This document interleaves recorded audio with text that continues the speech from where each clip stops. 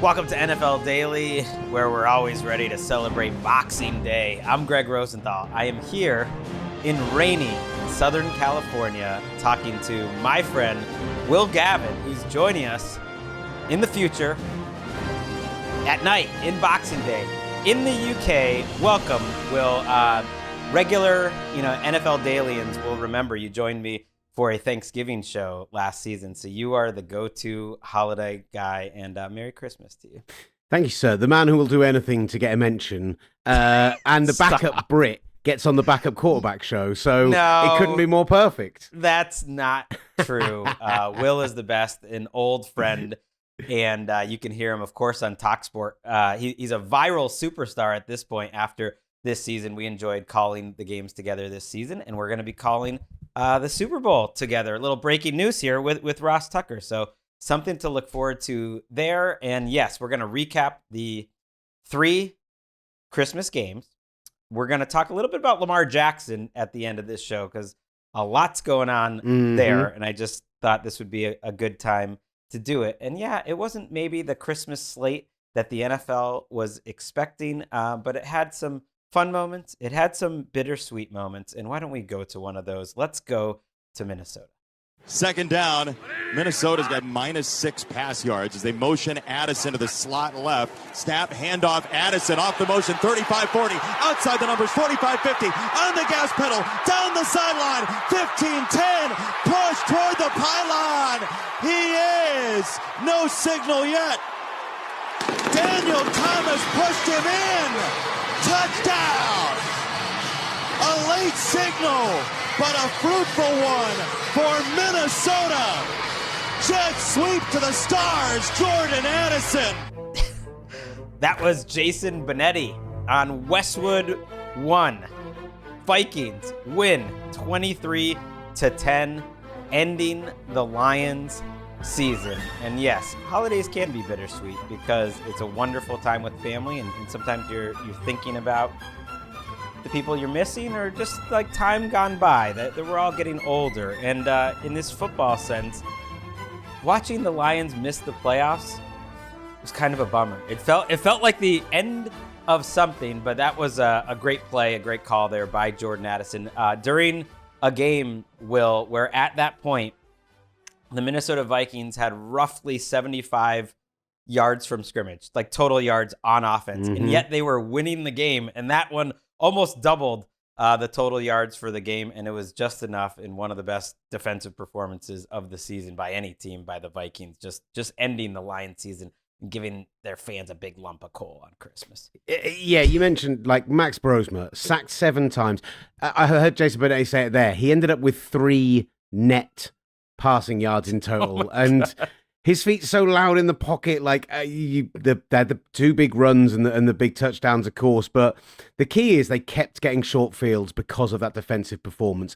6 Lions turnovers meant they had scoring drives of 16 yards, 28 yards, 4 yards, 21 yards, and that 65-yard jet sweep you just heard. But yeah, unbelievable performance from Brian Flores, getting absolutely in his bag. And it's just a shame from a Vikings perspective that this is happening so late in the season. The last 5 weeks, they've been sensational on defense. It's crazy. They're in 3rd place now. The Lions are slated, as of right now, to play a last place schedule next season, which is, if you're going to crash out, that's the way to do it. Like, you might get a little help. It depends, obviously, on what happens in Week 18 here. But yeah, the Vikings have rallied all the way to 8-8, and it did remind me a little bit of Brian Flores, Jared Goff matchups of the past, including a Super Bowl coordinated by Brian Flores, where the Rams only scored 3 points. And if you kind of think about the Lions, we'll get to a little bit of the Vikings here, but to me, the story is the Lions.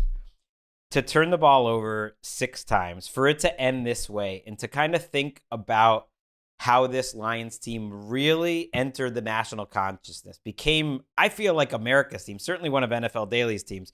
It was the 22 Week 18 game on Sunday Night Football where they technically had nothing to play for, and they knocked Aaron Rodgers and the Packers out of the playoffs. And for it to kind of flip all the way around and for them to get knocked out by a team that had really nothing to play for. And you think about how this season started, getting mollywopped by the Packers and they lose on another holiday, Thanksgiving, where they're not competitive. And maybe it was fitting to see Jared Goff just struggling against the blitz again and leaving a lot of questions for this Lions team heading into next season. Yeah, you mentioned that struggle against the blitz because it felt like all of those Viking pressures were like, not only were they throwing all the blitzes at them, and they used blitz on 55.9% of drop back, 6 of 16 in those situations, but what you saw is every time they were in those blitz situations, he was trying to do the right thing. He was trying to go for the check down. He was trying to replace the blitzer. He was trying to offer those quick screens as well, which we know with Andrew Van Ginkel on the field, you don't want to be doing at any point. But there seemed to be this coaching point to the Vikings of, if he's going to try that, get your hands up. And the number of times that Jalen Redmond's just getting into a lane and sticking his arms up in the air and we're seeing a batted down pass time and time and time again. And it's slightly frustrating from a Lions perspective that you're just not seeing an adjustment to that, realizing they're going to do this. This isn't something new. This isn't some wrinkle that Brian Flores has suddenly turned up with this week. And yet the Lions just seem to have absolutely zero answer for it. And Jared Goff just harassed all day long. Well, I think it comes down to the personnel. We talked about it a little bit in the preview show with, the starting Brit, Ollie Connolly, who pointed out the interior line. And this is not the Lions team that we've come to know and love. Taylor Decker, by the way, wasn't there at left tackle. And then on the interior, they had 2 bad snaps from Kingsley Eguakun as part of their 6 turnovers. Their left guard, Christian Mahogany, was back, but their right guard is Awosika, and Tate Ratledge is a rookie. He's just getting beaten up. And yeah, the 6 turnovers really were the story of the day. Let's actually listen to a man who I spoke with. You did too, I believe, in the locker room after a Vikings win in London. Harrison Smith, who was hearing Hall of Fame chants, and said after this game that he said that was the most fun performance he's ever been a part of. He thought it was the single best defensive performance he's ever been a part of, and he's been a part of a lot of big ones. His interception late in the third quarter was a highlight to me. He's the lone setback on first down. Snap play action to him. Goff loads up and zings it over the middle. Intercepted by Harrison Smith. He's down in Lions territory. It's the 39th of his career. Just the 2nd of his season.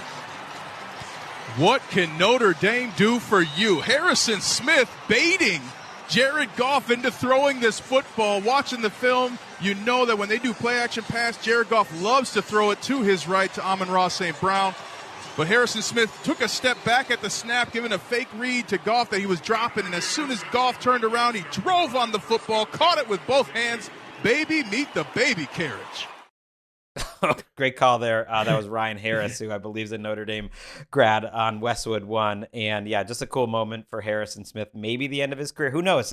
Maybe it won't be. And that was part of a sequence, Will, where there were 2 straight interceptions on 2 straight passes. That one was more on Goff, I think, getting a little jumpy. You mentioned the blitz struggles. Yeah, he took 3 sacks, had 2 interceptions and a fumble, all on blitzes. And he ended up having 3 turnovers in a 4 drop back sequence because he fumbled the ball too when Dallas Turner sacked him a few plays later on the next drive. Just a rough day here for Jared Goff, and it's not like they're going to do anything different at quarterback, but I do think the Lions kind of lost their way. This was a team that couldn't block, and they couldn't run the ball either by the end of this season. No, and look, you mentioned the offensive line struggles. Penei Sewell went out of this game briefly as well to just really compound all of that. And you got a 3rd string right guard coming in and playing right tackle on top of everything else. I think the difference for me is you say, I don't think they're going to make a change at quarterback. I expect that line to look... Nor should they. And I expect that line to look healthier next season. And on the other side of the ball, I think despite the fact that over the past 5 weeks or so, they have had a little bit of a drop-off. Kelvin Shepherd really does look like the future. They generated a season-high pressure rate in this game. Al-Qadim Mohammed had an excellent game. He had 6 pressures in this one. Max Brosma struggled. I mentioned earlier, sacked 7 times as well. So There's a lot to like about this Lions team going into next year. It feels like a season that you bury the ball, you write it off, you burn the tape, you do whatever cliche you need to do, and then you get to righting some of these wrongs in the offseason. For the Vikings side of it, though, I really want to feel like the fact that I think they're now 5th in weighted DVOA on defense, right? And they haven't allowed a passing success rate over 40% since week 12 of the season. And they've not played a bunch of ham and eggers. That's like playing the Cowboys and the Lions. But yet you mentioned Harrison Smith's future unclear, Eric Wilson's future unclear. They're massively over the cap for next season, despite the fact that they're playing a rookie quarterback. Like, I don't know. I feel like they're not a team. Yeah, it does. It feels like this was an opportunity and they just threw it away. They'll feel better about it because of how it finished in December, but ultimately, J.J. McCarthy and the quarterback decisions and the quarterback play hurt them on a team that could have been competing to win games in the playoffs, because we don't know if this defense is going to be together next year, whether they're going to be able to keep it together as well as it's been. And if nothing else, they just feel better that Brian Flores got to break them at the very end. And Dan Campbell did sound a little broken after the game, which always bums me out. Brad and I will have a lot of decisions to make. A lot of things to look at, the what's, the why's, the how do we improve, because we need to improve. And even if you have the core, which you believe in, why we've got them, is that, man, it's always a new team. You got to find your own way, man.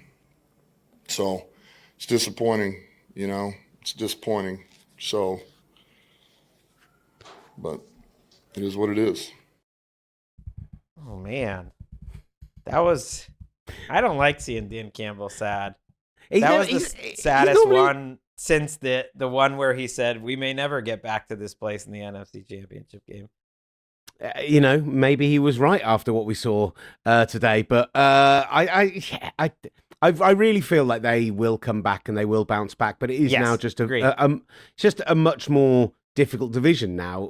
I'm sure there'll be a lot of talk going into this weekend of the fact the Bears can still get the 1 seed, the Packers can still win the NFC North, and despite a weird season, when they get Micah Parsons back, when everything comes back round next year, like. This is going to be a tough out in any season for the next 5+ years, it feels like. I feel like the Lions are much better positioned than the Vikings to bounce back. It is incredible how loaded this division is. It really is. And I know things change from year to year. Like sometimes you'll think a division's going to be great, but I like the coaches so much in this division. And other than the Vikings, I like the quarterbacks. And you're absolutely right. It's going to be a bloodbath every single season. And I do think the Lions can get back. They have a great nucleus. They have a lot of great young players signed long-term, but it will be a different team. David Montgomery, for instance, I noticed how he got in some hot water in Detroit about, he liked some posts where they were saying they were giving the ball to Jahmyr Gibbs too much. There was some other comments that were deleted. He seems like someone who might be coming to the end of his Detroit time, and that's fine. They are just reaching that point in the team build where some favorites are going to have to be cast aside because they really need better play on both lines. That's the number one thing. And you mentioned the Packers. I should have led with that. The Packers are in the playoffs. The Lions loss clinches it. Green Bay is in the playoffs. They're playing on Saturday night. They are still trying to win the NFC North, so no reason to think that they're going to rest starters or anything like that. They could help seeding. They could win the NFC North with a little help from Chicago. But a massive turn of events here with the Lions getting past in this division. All right, let's go to our next game. It's the other one on Christmas Day that we knew had some playoff implications. Can Denver avoid slipping on a banana peel at Arrowhead? 4th and 8 at the Denver 26. Oladokun in the gun, running back Hunt off his right, 3 receivers right, the snap. Oladokun back to throw in a clean pocket all day, throwing deep down the middle into the end zone, overthrows them all, it's incomplete. It's a clean field, no penalty flags, intended for Hollywood Brown. Jaquan McMillan in on the coverage, and the Broncos defense turns away Kansas City on 4th down, and they'll move to 13-3. The Broncos, the number 1 seed at the moment in the AFC playoff race. Ooh, they held on to that 1 seed just barely. That was JP Shadrick on Westwood One. Came down to the final Kansas City snap, under 30 seconds to go. They still have a chance to tie it up. It's 20-13. The Broncos win. They will be watching the Chargers-Texans on Saturday here in Los Angeles and rooting for a Texans victory. That would clinch the AFC West for the Broncos. If not, it'll come down to Week 18, Chargers-Broncos for the division, possibly for the 1 seed. Denver will have to keep playing almost certainly into Week 18 if they want to get that 1 seed.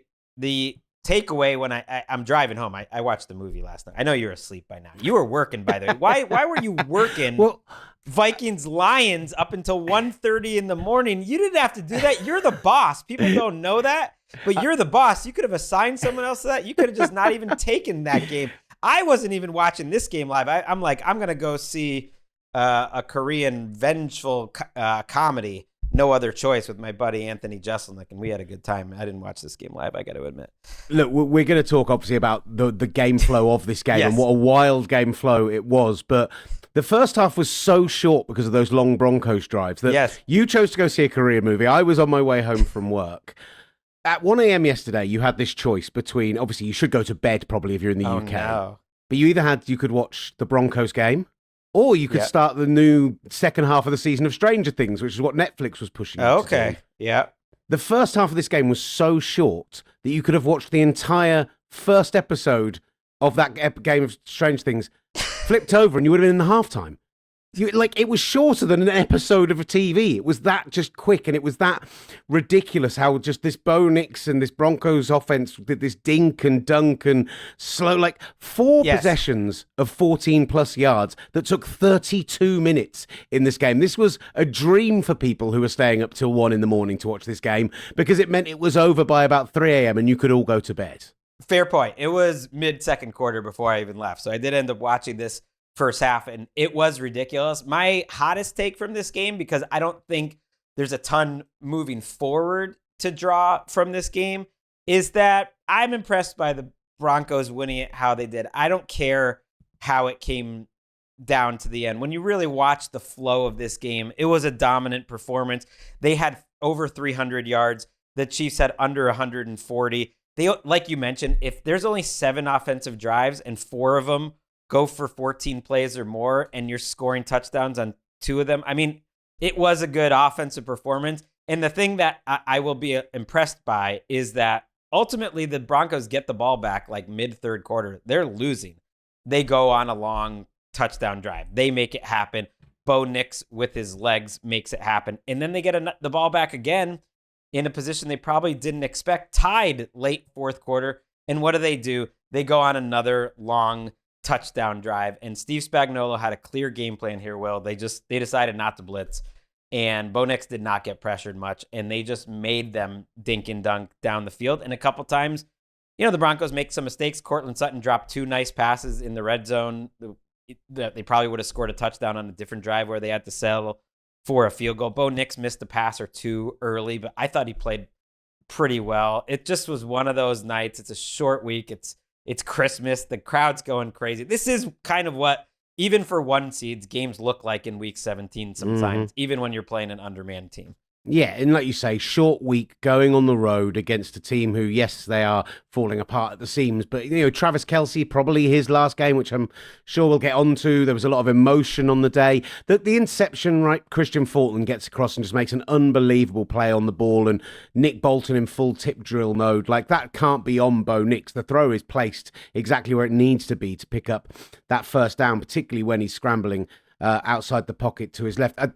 It's interesting what you said about the blitzing, because what I thought about this game, watching those long dinky-dunky drives that we're talking about, is that actually Bo Nix, 25 of 34, 176 yards and a touchdown when playing in structure. And I think he was only 3 of 10 on passes over 10 yards, but they had a 55% offensive success rate. And this was, this is kind of what Sean Payton wants if he thinks this Broncos team are going to go and win games in the playoffs. As he wants them to be able to go, it doesn't matter what you throw of us, we'll just be able to pick it apart in the most Sean Payton way possible. We don't need to go and take those deep shots necessarily. I mean, you did your work here. I mean, it's Boxing Day. You're working on Christmas, and you got like a lot of stats. That's also what I mean, by the way, why I'm relatively impressed by the Broncos here, because like it shouldn't have been this close. It was like you mentioned success rate. The Chiefs offense didn't really do anything. They were set up on some short fields and took advantage. And Chris Oladokun actually made a couple plays where you're like, okay, I think he's going to stay in the NFL. Like he can be a second or third quarterback, but they were still very limited. Their success rate was 28%. So that the profile of this game was that of a blowout. But a couple times, and you mentioned that Fulton tip, that interception was one of the best interceptions of the year. A 3rd and 12 where Nix is throwing it, and just a total diving, incredible play by Fulton, who's played a little better. He's starting to play the last couple weeks, and it might mean something for him. He signed a pretty big free agency contract, and I figured he would get cut this offseason, but he's looked good the last couple weeks, and Nick Bolton ends up diving to make that interception.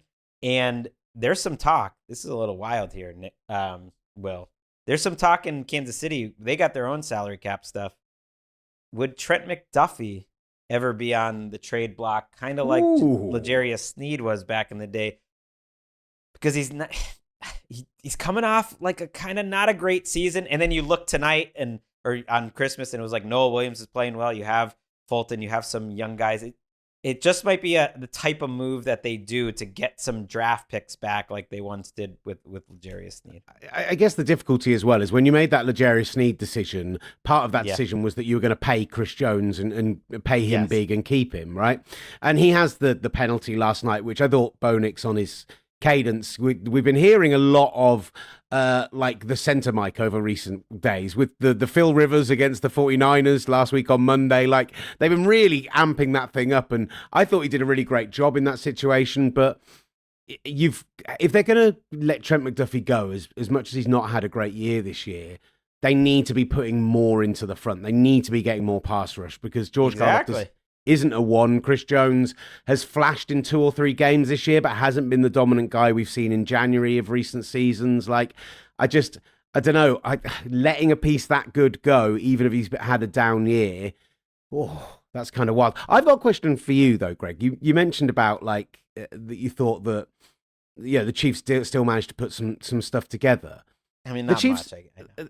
The Chiefs are playing like 3rd-string tackles. Yes. And they've got a quarterback that basically, like, even the most ardent NFL fan probably hadn't heard of until 2 weeks ago. Yeah. And the Broncos get 1 sack in this game and really don't get a lot of pressure on him otherwise. This is meant to be a much vaunted, absolutely top-tier defense. And I don't know if they're just holding back, if they're saving themselves a little bit, but I look back over the last few games, I look back over the performance, particularly against the Jags, but even the Packers game, the Commanders game, where they gave up a lot of yardage, a lot of points, and I just think it's clearly a good defense, but am I feeling the same way I felt about it for the first 10 weeks of the season? Am I feeling like I feel about the Texans, where I'm like, that's a defense that can carry a game for you? I'm less convinced all of a sudden.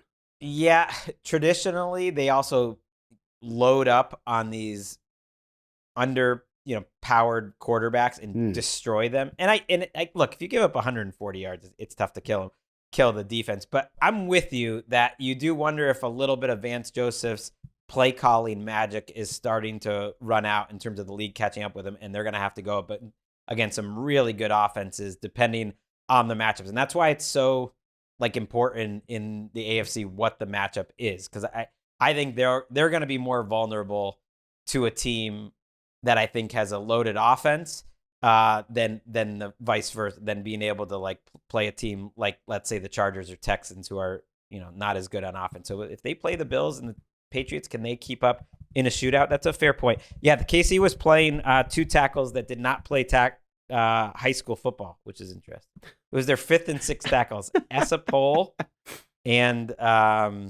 another gentleman that now is escaping me that I wasn't familiar with. You mentioned Kelsey. Could be his last game. Was pretty interesting that Patrick Surtain was on him for most of the game, and so he was quiet relatively, had a couple catches early. He ends up with the most targets, the most catches on the team, but that's only 5 for 36. He spoke after the game, about a night where they introduce him last and he's getting emotional. And if it was the last night, it kind of felt like it. No, the only time it ever crossed my mind is I was driving in the other day and I saw how much the Powerball was. And I was like, man, if I could just win that, I wouldn't have to work another day in my life. Oh, no, man. Honestly, I've been just focused on trying to win football games, man. I let that be a decision that I make with my family, friends, the Chiefs organization, when the time comes. We'll see. I don't know. By the way, I think they've got enough money in the Kelsey household without winning the Powerball. That documentary has played in my house over the recent week or so, and yeah, watching it back, I'm like, yeah, I think he's going to be fine. I do question though, like, as much as he's obviously like a walk-in Hall of Famer, I don't think anyone's questioning his place in NFL history and what they've achieved. But how much does it say about this Chiefs offense right now that Pat Surtain was matched up on Travis Kelce a lot last night? I think 7 occasions he was targeted, twice of those, 1 reception, 11 yards. Like, I know that Travis Kelce has been their best receiver for a long time, but there just doesn't feel like, I don't know, it feels like there's a lot with this Chiefs team that has to happen. We were just talking about with Lions and Vikings, which of those teams you think are set up to bounce back quickly next year. I think it was Ollie said this on, I can't remember if it was on your show or on his own show, but they need a new voice in the room. They need somebody there who's going to try and shake things up a little bit, actually help with the run game. And I don't know, this Chiefs team right now, as much as this was a fun performance last night, we've just picked apart why the defense is going to be great next year without major investment. They're losing Travis Kelce. Like, outside of Mahomes, what are we excited about this team next season? Yeah, Xavier Worthy has not really stepped up. They had put Rashee Rice on injured reserve. Like, the biggest play they had on offense was a pass interference to Worthy. They actually did not complete an air yard pass over 10 yards. Only the 10th time that's happened all season long. The tackle, I feel bad when I don't name a man. So it was Chudwabuka Godric for the Chiefs playing in his first game. And yeah, you're right. The pass pro wasn't really a problem. Nick Bonito's been pretty quiet. He was very hard on himself after last week's game, saying that he thought he did not play well. And they have been relatively quiet. Shout out to the crowd in this game. I just want to give a little bit of love that, like, they were live. They were in it. They just found out that they're moving the team. I know it's only 20 miles away, but there's a lot of Chiefs fans that are not happy about that. It's Christmas night. This team is out of it. And I think the home team gave them a good show. They're like showing Mahomes up in the booth, and he's cheering after the first touchdown. I just give them some credit as good fans on the end of a tough season. They got a lot of stick a few weeks ago as well for that Chargers game where there were a lot of people who left early in a 3-point game. And so, yeah, they deserve a little bit of praise because generally, I've been there before, it's a pretty great crowd, but there's some people who maybe think they've rested on their laurels a bit. It's one of one, maybe. Lambeau is its own thing, but Arrowhead is such a unique, great atmosphere, and they're going to have it for, 4 or 5 more years here. But there just aren't other places like that. And ultimately, Broncos fans, you're listening. Bo Nix is playing well. I think he's playing his best football of the season right now. You did what you needed to do, and who cares about style points? Let's take a break. On the other side, we are going to talk about the Cowboys-Washington game. But I'm even more interested to talk about this Lamar Jackson, John Harbaugh, Ravens situation. We will wrap with that in just a minute.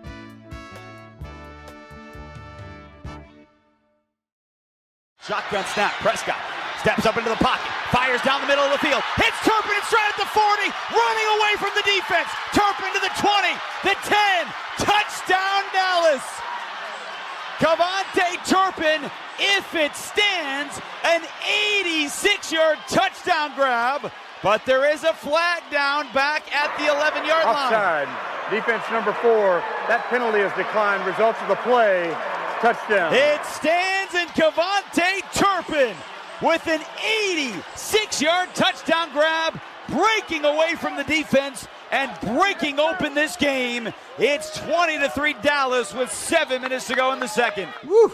that Cowboys offense. I will miss watching them. That's JP Shadrick on Westwood 1. That's Jason Horowitz, our friend, on Westwood 1. They scored 3 touchdowns, 3 possessions to start the game. Cavante Turpin, I've always wanted, let's build a little more of the offense around one of the fastest players in the league. But whenever they try, it doesn't quite work. So maybe 1 catch, 186-yard touchdown is the perfect way to use them. The Cowboys hold on in the second half to win 30-23.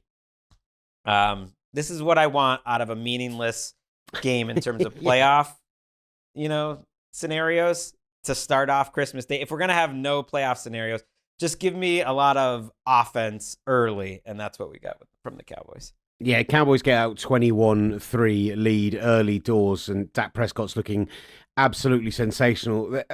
Through this game, they converted 6 fourth downs successfully. They ran 87 offensive plays to Washington's 41, and they beat them in time of possession by 17 minutes. Like, how is this game a 1-score game at the end of it is what is beyond me, because Dan Quinn always finds a way to make it look closer than it really was. He kicked that field goal at the end and then kicked it off, which wasn't a crazy decision.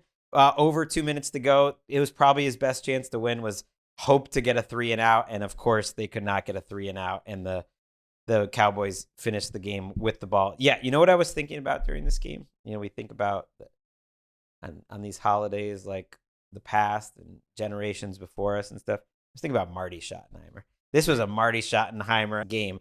The first 2 drives had 30 plays, but for the Cowboys, that's the longest any first 2 drives have been all season in the NFL. They finished with 44 rushing attempts for 211 yards. Just outrageous. They lose Javonte Williams to a neck injury at halftime, and yet it didn't really matter. Malik Davis, who was getting the ball in the first half quite a bit, goes over 100 yards on 20 carries. They're giving the ball to Hunter Lipke, their fullback, as a real tailback, because they didn't have anyone else, and they picked up a 3rd and 8 run at one point to Lipke. It was like a give-up play or a set up the 4th down play, but they just got the first down anyways, and they only punted 1 time, the Cowboys, and that was because George Pickens dropped a easy throw from Dak Prescott on 3rd and 8, which had CeeDee Lamb reacting like either he was mad that George Pickens dropped it, or this is on my radar a little bit. Maybe he was mad that the ball didn't go to him. I'm just kind of watching that as George Pickens continues to outproduce CeeDee Lamb. But yeah, they completely dominated this Commanders defense all day.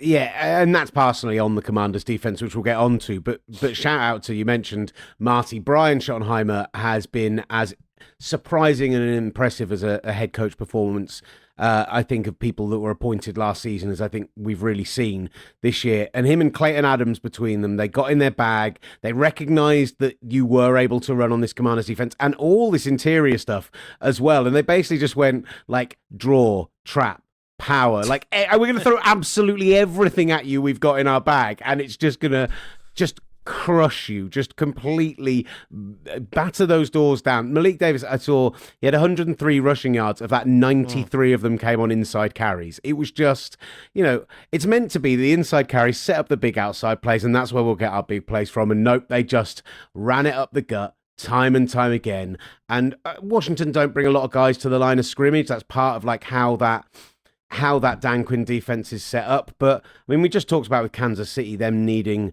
a new voice in the room desperately. Oh my gosh. We were in Madrid when Dan Quinn took over the play calling from Joe Witt Jr. And I was watching back the last few games, kind of preparing for, what could Dan Quinn throw differently at this defense that Joe Witt hasn't been. And Joe Witt was basically calling Dan Quinn's defense, to the letter.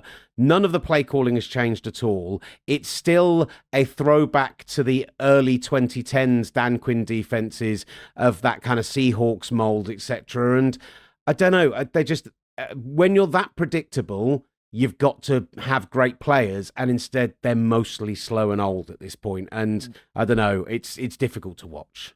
It really is, and they're 2 years into this. So the fact that Dan Quinn's defense has stunk both years, because they basically stunk last year despite making the NFC Championship, is concerning, because they don't have schematic answers. They certainly don't have answers on personnel. Everyone's old on that defense, except for Jerzon Newton.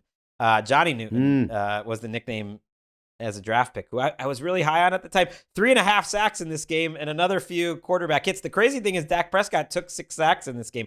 A lot of sacks, considering their pressure rate wasn't that high, but he was trying to make the big play. And you asked, and TJ Bat, they had some replacements on the offensive line, Dallas. You asked, how was the game close when the Cowboys were so dominant offensively? Well, it was because the Cowboys defense was on the field, and Washington did pop a couple good runs, and Josh Johnson looked pretty good. Let's actually listen to probably what will be our last Bill Kroski Merritt call of the year.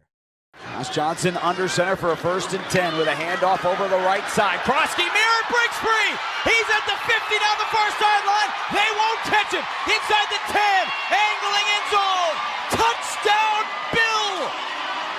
His second touchdown of the day. He just rolled the sleigh 72 yards here on Christmas Day. That laughter, by the way, is our friend Ross Tucker, who will It be is. joining us on the Super Bowl call. They got something in Bill. Both his touchdown runs were awesome. Like, Bill is who people think Isaiah Pacheco is. He's got to be a role player, but here's a young player that you can have, and it might be 12 carries a game. Like, maybe he's not playing every down or whatever, but he makes people miss. Watching the Prime Vision, by the way, for that Chiefs game, I mean, Pacheco cannot find a hole. Like, he has the worst vision of like any starting running back. They actually did a great job. That's beside the point, blowing open holes. But so did the Commanders. A couple of nice runs there by the Commanders. That's how they kept it close as the Cowboys enter an offseason where they got to figure out a lot on defense. Mm-hmm. I thought Quinnen Williams and Kenny Clark flashed in this game. I mean, Kenny Clark cap hit next season is ridiculous, so there'll need to be some reworking there. It was the Jadeveon Clowney game, a guy who I know you've had the back of for a very long time. 6 pressures, 1.5 sacks. He did well in the run game as well, so like he had a decent game. But yeah, they I don't know, not bend don't break quite, but they seemed to, once they were up 21-3, maybe a little foot off the gas pedal. No, they were bad the whole time. This was actually one of the worst Eberflus games of the season, because the Commanders only had 8 possessions. Even at halftime, like the Commanders had only had the ball 3 times, and they had driven, they had 10 points, which points per drive, that's excellent. That's leading the league. Josh Johnson averaged over 8 yards per attempt. They averaged 8 yards per play on the Cowboys. I know it wasn't perfect. Like, they had a couple punts, but they weren't making mistakes. Josh Johnson, I thought, if he wanted to, earned another year in the NFL. I mean, he's certainly another good enough year. To be. Yeah, I mean, he's 39 to 40 years old. He's been in the NFL or been in professional football like 17 years. But yeah, he could come in. The reason I called for that highlight, I totally forgot, was that was a funny moment in the game, because I don't know if you had this. You had a different situation on Netflix, but Clinton Portis was like part of the broadcast at that moment, and Netflix was popping in old stars throughout the day, giving it kind of a preseason vibe, but they had bad connections. It was a bad idea. But the best moment of the day in terms of the guests were Clinton Portis popped in. First of all, just love hearing him. And literally one play in, Bill pops that run. So it was like the vibes of Clinton Portis led them to a touchdown. We got the ones where they were on the call, so like Chris Carter popping up in the Vikings game randomly, for example. We did get a few of those, but nothing in the interim. We got our little Scott Hansen, Kyle Long showing us tweets from all around the world and telling us how football works, which was... Okay. Well, you're an expert, but... No, I tell you, I was listening to the great man Ross Tucker. That's what I was doing. I'm just kidding. And listening to the Westwood We One just had broadcast. commercials. So, I guess that was the difference, is you don't get the commercials. So yeah, rough game. And look, Washington didn't have 2 of their offensive linemen. Biotish got hurt in this game. Tunsil was out for this game, and so that's why I think it was even worse by the Cowboys defense. Week 18, they're going to be in the mix for draft positioning. I'm in the mix to at least save myself and get to that 8-1 that I've been saying since the day they had that tie. I said, this team, I don't know how they're going to get there, but they're going to get to 8-1. It's going to be annoying, but it will happen. And they have, I believe the Giants next week, so they got a chance to do it. Jake Ferguson and Javonte Williams got hurt in this game, so it'll be a little higher. If not, I think I have to do something for Nick Wright, like put up his signage of his show in the background of our show, something like that. So I need them to get that 8th win for me. I think they can do it. You say that you did, obviously, this is from your over-under draft with Yes. Nick. We did a similar thing on TalkSport where we were looking through those records, and I very famously, amongst my friends, went on air earlier in the year and went, "Are you really telling me that a 15-win team are going to drop down to 8.5 wins because they lost Sam Darnold, banged the over on 8.5 on the Vikings, Well, and you it know turns what? out that if they beat the Packers in the last week of the season, scraping in at the last second." That was one of my draft picks too. I had my worst year ever doing that. So that was disappointing. All right, that's the Cowboys win. They're up to 7-8-1. Now it is time for Quarterback Keeper, presented by Snapdragon. I said we'd finish the show talking a little Lamar Jackson. He's doubtful for Saturday night, so very unlikely he plays that game. Very unlikely, I think, that they win that game with Tyler Huntley, and so then you kind of think Lamar Jackson's season is probably over. We've been talking about the possible sayonara for John Harbaugh on this show now for a couple weeks. I think it's time. Mike Preston, who has been writing columns for the Baltimore Sun for a couple decades, wrote a fascinatingly timed one after Lamar Jackson was already missing practice that he thinks Lamar Jackson and John Harbaugh could be headed for a breakup, and posited it as a potential opportunity right now to trade Lamar Jackson. When the columnist in town writes this piece, it doesn't happen in a vacuum. The timing is purposeful. I want to get into some of the specifics of it, but that plus what I already was thinking about the situation to me is really fascinating, and I expect the Ravens season to end on Saturday night, and they really are the most fascinating team to watch this offseason. The Chiefs are pretty close. The Lions are in the mix. Like, it's some of the good teams this year that are really interesting to watch, but the Ravens are at the top of my list. What were your takeaways from this article and just the Lamar Jackson story right now? So I did a potentially slightly, I don't know anyone on Boxing Day who's making such a wild decision as this. I went to Ravens Reddit because I really wanted to get an impression of what the fans thought of Mike Preston as a writer, of the timing of this piece, like you say. They're not a fan. You get guys like, whether it's Grant Cohn with the 49ers or Omar Kelly with the Dolphins, who, like, they might sometimes write good stuff. In Grant Cohn's case, probably not, but, like, they are divisive to say the least. I did find a piece that somebody posted from 2005 where Mike Preston absolutely buries Brian Billick because of his treatment of Ray Lewis and holding him up too highly and letting him get away with whatever he wanted to and not having him be a leader. And essentially, it reads very similarly to this Lamar Jackson piece, slightly differently in terms of it's a different age and we're not getting video games and late for practice and things like that with Ray Lewis. But I don't know, it felt like a hit piece. Like, it felt like it was targeted, and it felt like it was something that was designed to make a change happen. The problem is it's really interesting. Like, as you know, I've been doing this Channel 5 stuff here in the UK recently, which you've done previously on the Monday Night Football. But they do, for the 1 p.m. Eastern games, the show is very much designed to be a bit more of a layman show. It's designed for, like, new fans and trying to attract people in. And they bring in celebrity guests who quite often aren't big NFL fans or kind of follow it like semi-closely. And the guy who was on this week is a comedian called Sean Walsh, and he was asking me, are head coach firings in the NFL like manager firings in football, where guys last like 6 months and just disappear? And I'm like, no, if anything, quite a lot of the time in the NFL, it's the opposite. It's, we get these situations like Mike Tomlin, like John Harbaugh, where we're all questioning, are they really the future of the franchise? Several times over the course of the last few years, and either consistently get proven wrong, or you just get that bite back of, look at what they've achieved, look at what they've achieved, look at what they've achieved over and over. My feeling on this is always, there is only one goal in the NFL. There's only one team that win out of 32. There is only one trophy to lift. And if you really don't feel like if you feel like you've got a generational quarterback, which is what Lamar Jackson is, and you don't feel like what's happening in the building is working to get that guy to that place, then maybe it is time to make a change. I mean, trading Lamar Jackson's insane. I have so many thoughts about this, and I quote tweeted it, and I got a lot of people misinterpreting what I was saying. And what I said was that after reading this, I'm even more convinced that Lamar and John Harbaugh are not going to be together next year. And it would be insane to trade Lamar Jackson. That's my main takeaway.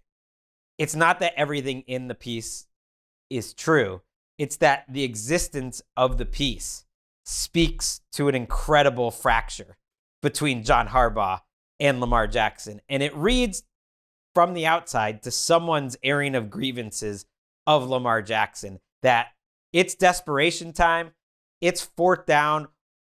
John Harbaugh's career might be at the 47-yard line, and his Hail Mary is letting this thing out because it doesn't come out in a total vacuum. And there was like no sourcing here. And some of the bigger accusations in the piece, which were interesting to see, was that, Lamar Jackson sometimes is asleep at meetings, that Harbaugh is kind of sick of him and how he, I think, maybe approaches the game, that he shouldn't be up late at night, like playing video games. That was the most ridiculous one. That they've moved practices to the afternoon, I think in training camp, I believe, or because of Lamar Jackson. Some of those are they all probably have varying degrees of truth. And there's probably some truth to a lot of it. And frankly, it's stuff that has been buzzed around that building and outside of the building since Lamar's contract negotiation a few years ago. You would hear that almost the exact same stuff coming out kind of from the Ravens side of things. So it might not all be coaching staff. It might be front office. It might, who even knows? I'm sure there's elements of truth to all of it. My bigger thing was the fact that this is all coming out right now is like, oh, come on. Because Lamar's going to see that. Everyone in the organization is going to see that. John Harbaugh goes up on the podium the next day and says he has an A++ relationship with Lamar Jackson. And I'm just thinking, everyone inside that building knows the truth. And now everyone outside the building is starting to realize the truth because me doth protest too much. And I don't care how many picks you're going to get for Lamar Jackson. I think it'd be crazy to trade him. And if you even considered trading him, Will, I think it'd be even crazier to trade him and keep John Harbaugh. like if for some reason you want to entertain this, you still are making the coaching change and you're making a full scale, like, huge change. And I don't even want to get into what they would need to come back. Like, none of that makes sense to me because I think the obvious thing here to do is find the right coach for Lamar Jackson. Yeah. What are we talking about? We don't need to sit here and list. We don't need to sit here and list it off, right? The 2-time MVP should have potentially won it again last year. Very close in the voting, apparently. Like, yes, there is this knock against all of these guys, whether it's him, whether it's Josh Allen, whether it's obviously Joe Burrow's made it to a Super Bowl, but all these other AFC quarterbacks who haven't got there. But as we've talked about a lot in the last few weeks, as the Chiefs went out of the playoffs, it's like, oh, wow, this is going to be the first time in however many years it's not Brady or Mahomes. It's so, like, it's been so dominated by certain teams that I don't think that means that the Ravens have necessarily failed. I think this year they will see as a failure because they went into the year very high hopes. You know, you think about the continuity at coordinator, you think about the continuity on the defense. Like, they really thought that this year could be a year they contend. And they're going to look at it from the outside if they don't make it in and go, yeah, no Mahomes there. This could have been the year that we stormed the castle and, you know, turned up in Santa Clara in 4 or 5 weeks' time. And instead they're going to be sitting and, you know, attending Pro Bowl games, etc. on that week. So there will be a huge amount of frustration, but to trade Lamar Jackson would be insanity. Like, okay, honestly, so he's about to turn 30. I do think it's okay to recognize that there are elements of the column that are worth talking about, including, most importantly, about his body potentially breaking down. And that was what Preston said. He thinks Lamar is as tough a competitor as there is. Like, he wants to be out there. But the injuries are starting to pile up. The running ability in 2 of the last 3 years, because I think people kind of forget that he didn't look quite the same running the ball in 23 either, before he looked incredible in 24. That, like, Mike Vick talked to Lamar Jackson at some point, like, you do have to, protect your body, run a little bit less. Lamar's always been great about that. Like, there are things to think about in terms of maximizing the rest of his career, of course. And if approach to the game is part of it, of course. Like, I think about another quarterback in that division, Ben Roethlisberger, who to me famously adjusted his approach mentally, physically, everything when he got into his 30s and was better. Like, very much relied less on his physical ability. And Lamar's always been great mentally in the game, so that's not a question. He's a great pocket quarterback. He should age well, but finding the right coach for him to do that is really important. And Chris is in the comments saying I should mention that it's a Baltimore Sun columnist, not a reporter. And to that, I would say, when you're that columnist, and I know Preston, I have thoughts about, I think he's ultimately, like, it's good to have one of those guys in town. And he might be serving a lot of different, like, sources and stuff, but he knows the truth. He knows what's going on. And I know a lot of Ravens fans kind of don't like him, and because he stirs it up a little bit, but these things don't happen in a vacuum. So honestly, it coming from him, even as a columnist, that's what a columnist is there for, is actually a column like this, even if you don't, like, totally love it, because it does say something about it. We don't have to wrap up here, but I do want to remember that was Quarterback Keeper, presented by Snapdragon. Learning more at snapdragon.com/laptops. Just fascinating. Snapdragon getting their money's worth here with a meaty Lamar Jackson segment. I just to finalize the point you were making, because I think the Ben Roethlisberger comparison is fascinating. What this isn't is Russell Wilson. What this isn't is early career success with a brilliant run game, great scrambler, great deep ball thrower, but did he have the capacity to be a pure pocket or passer? Mike Vick is a good example. Or another one. Like, what are we talking about here? Lamar is like one of the all-time greats who's had, like, even this season, which was not great for him, was like, of course you're betting on that guy to have a good third. Sorry to cut you off. No. I think at some point a full story of this season might come out where we find out about, like, just how healthy was he when he was playing, because there was that 6-week stretch where he just wasn't running the ball at all. I think over 6 weeks he had fewer yards total than his average per game in his career up until that point. And you were surprised he wasn't using that part of his game, because it clearly wasn't necessarily designed that way. But get in one of these kind of young offensive genius types who can, whether that's as a coordinator or as the head coach, and we've Mike seen McDaniel to Baltimore. I've been speaking it. I was speaking Mike McDaniel to Kansas City as a run game coordinator for quite a while, but actually I'm sure he'd rather take a head coaching job with Lamar Jackson in a heartbeat. That's the kind of guy that if you get them in there and they're younger, they can connect with Lamar better, and they can design an offense that is more suited to his skills at 30 maybe than 24. I still think this is a team that can go on and win not just a Super Bowl, potentially multiple over the next decade. Whoa. Okay, let's.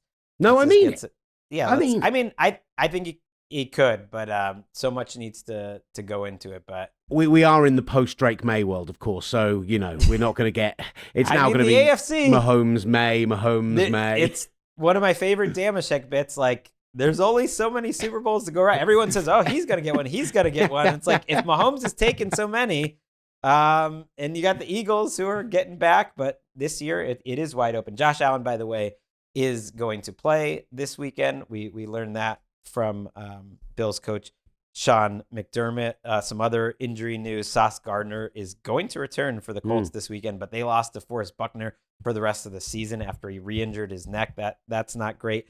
Tristan Wirfs is out for the Buccaneers, so that was just something I was keeping an eye on because I picked the Dolphins in that game. I kind of feel like the Buccaneers have a little bit of a death wish. At least, at the very least, I think they're going to cover 5.5 points there. This was a pleasure, Will. If we were casting the NFL Daily, Christmas play, you're playing Santa. I mean, you're just, I'm not trying to typecast, but you're just a jolly, pleasant guy to see over the holidays. And I do love talking football with you, and I'm looking forward to that Super Bowl too. So what many people won't know is, as a 20-year-old student living in Leicester in the Midlands, I got offered the opportunity to be Santa, not only at like a local the kind of council-run local free Visit Santa thing, but I also ended up being the one that went on the float at the big turning on of the Christmas lights and everything else. I did have to still wear a suit, despite the fact that I'm a man of substantial carriage, and with the big beard and everything else, and so I have been publicly in front of a crowd of quite literally hundreds of people as Santa Claus. So I've been well cast. It's the beard. It's wonderful. And yeah, no, Will's the best, and I'm glad he's been recognized this year as a great play-by-play man for TalkSport. You can check him out on TalkSport. You can also check out a new podcast he is doing called Across the Formation. So everyone go and like and subscribe to that. That's on podcast apps. That's on YouTube, and you can check out TalkSport there as well. It was a pleasure. We will be back on Sunday. It's a little bit lighter of a Sunday slate, but we have those two big Saturday games. Jordan Rodriguez is going to be boots on the ground and give us an in-person update. She's going to Texans-Chargers. We also have that Packers-Ravens game. Eagles-Bills is a fun one on Sunday. I cannot wait. Merry Christmas to everyone. We'll see you next time.